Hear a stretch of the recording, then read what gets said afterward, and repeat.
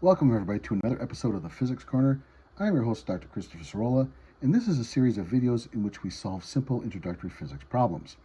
So, one of the problems we recently did was something called the Atwood's machine, and in that previous problem we solved for the acceleration. Let's take another step. Let's solve for the speed of the system.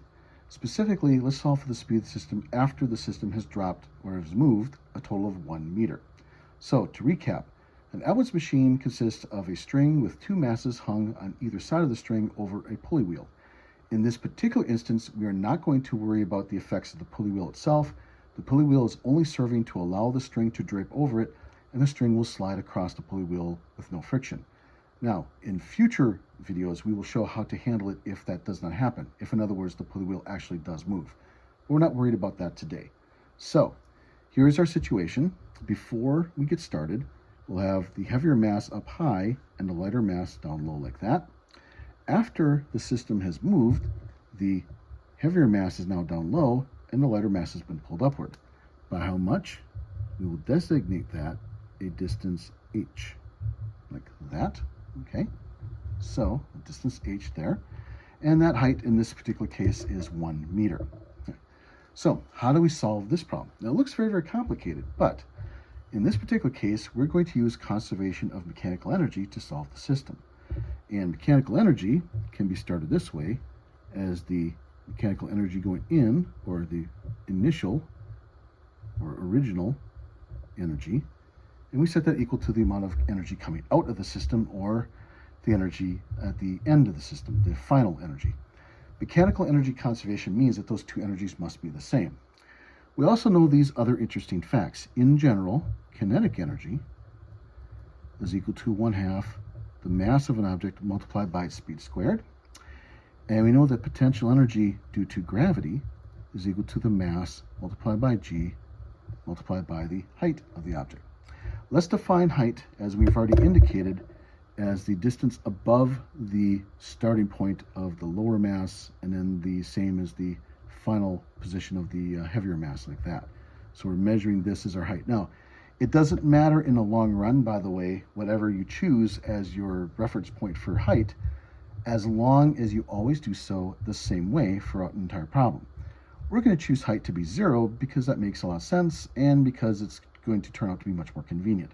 In any case, so what are the energies before and after we get started? Now, another important item that we have here is that we're releasing the whole system from rest, which means there's no velocity for either of these two masses to begin with. If there's no velocity or no speed, there's no kinetic energy. So at the beginning of the problem, neither of the masses has kinetic energy. What about potential energy? Well, mass number 1, by definition, we said before, is at a height of 0. And if the height is 0, then there's no potential energy. So that begs the question then, who's supplying, or what is supplying all this energy? And that is our friend object number 2, the heavier mass. Notice that heavier object number 2 is a height h above the starting point. And so we will start with a potential energy m2gh from object number 2. So that's the energy going in. And that, by the way, is the only source, if you will, of energy for the problem. Okay. Now, what happens at the end of the problem? At the very end of the problem, object number 2 is now at a height of 0, so all the potential energy for object number 2 is gone. But object number 1 has been pulled up by a distance h, or height h, and so object number 1 now does have a potential energy due to gravity of m1gh, like that. But if that was only the parts of the problem, then we're just simply swapping potential energies. But because these two masses are allowed to move, because the masses are not equal to each other, we have another step we need to take, and that is to consider the kinetic energies of both objects. And so we have to add in the kinetic energies both of object number 1 and of object number 2. And we do so like that. So notice a couple things here. The height is the same for both objects, right? And so is the speed. Because they're connected together by the same string, they share the same velocity, or the same speed. Now, I should be careful what I say, right? They actually don't share the same velocity, right? Because they're going in opposite directions.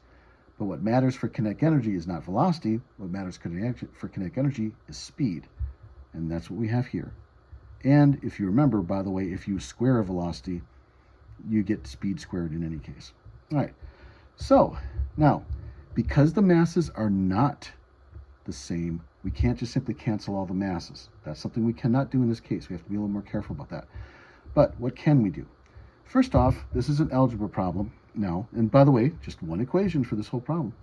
And we need to solve for it. So we're looking for velocity or speed.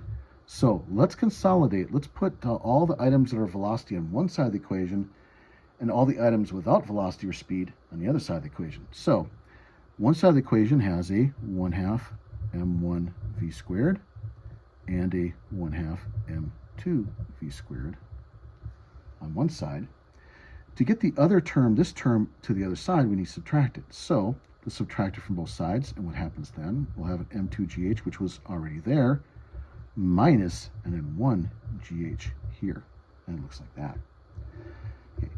Again, this depends on your druthers on how you like to solve your algebra, but most of us in physics prefer to consolidate and simplify when we can. And if you notice, there's a couple things going on. There's a 1/2 m1 and a 1/2 m2, but then a v squared is common to both terms. And so let's pull out the v squared, and then the 1/2 m1 and the 1/2 m2, like this for the moment. Over on the right-hand side, we have g and h are common in both terms. So we have an m2 minus m1, gh over here like this. Let's go ahead and divide everybody out like that. So v squared is now this, so we'll have an m2 minus m1. Now, this 1/2 can also be pulled out. Should have pulled that out earlier. If I multiply both sides by 2, or I'll remove it from the left-hand side and put it to the right. So I'll write that over here. Don't worry, I'll draw some parentheses in a moment to make it look a little bit cleaner. And over here, I have an m1 plus m2 that's left over. So let's write that here. And so I'm at this stage. My last step is, because this is v squared, and we're not interested in v squared, we're interested in v. Let's do a square root. So m2 minus m1, m1 plus m2, 2gh, and then a square root over everybody, like that. Okay, so that's the algebraic solution for our problem. Now, let's go ahead and solve this for the specific numbers we have in here. So, said before, let's suppose that m2 is 220 grams and m1 is 200 grams.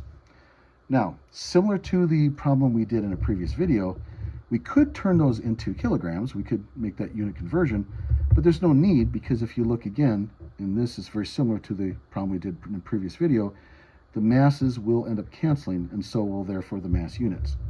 So we don't need to worry about changing those into kilograms. You can if you want to, but it's not necessary. In any case, m2 minus m1, I have 220 grams minus 200 grams here. Divide by 200 grams plus 220 grams there, like that. Then I have a 2, a 10 meters per second squared, and our height was 1 meter. And all of this is being square rooted. Now, to make this a little bit more palatable to look at, taking a square root is the same as taking the whole thing to the 1/2 power, right? So it might be a little bit easier on the eyes to see it this way instead of drawing a gigantic radical sign over this, right? So let's do that. And we plug away and do some numbers. In this case, some figuring.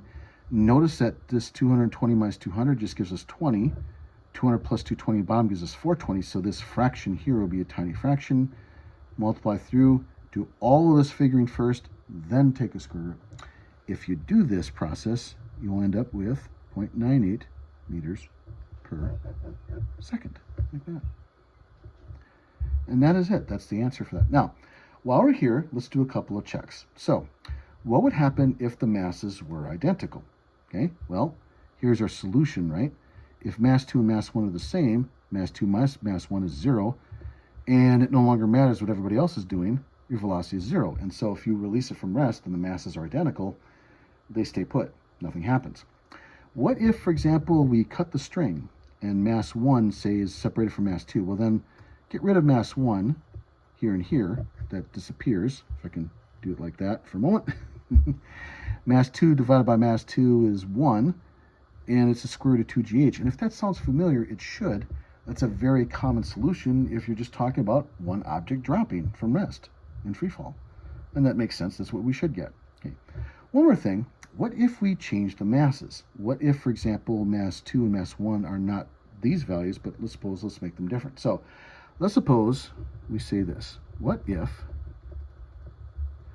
mass 2 is now 400 grams, and we'll keep mass 1 at 200 grams?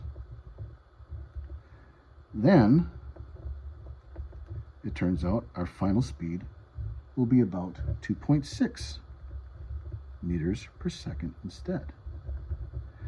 That's interesting. What does it say? It says if I increase the difference in masses, if the masses are much different from each other, then the speed is a lot faster. And that should make some sense, right? The more different they are, the larger the second mass is compared to the first mass, the more it's going to drag the first mass along with it, right? And that's what we're finding. This speed here is much faster than the speed we had over there. All right, thank you everybody for your attention. Videos like this are funded in part by the University of Mississippi and University of Southern Mississippi. Technical assistance has been given to us by Sydney Gautraw and Sophia Turner. I am your host, Dr. Christopher Cirola, thanking you for your attention. Clear skies, everybody.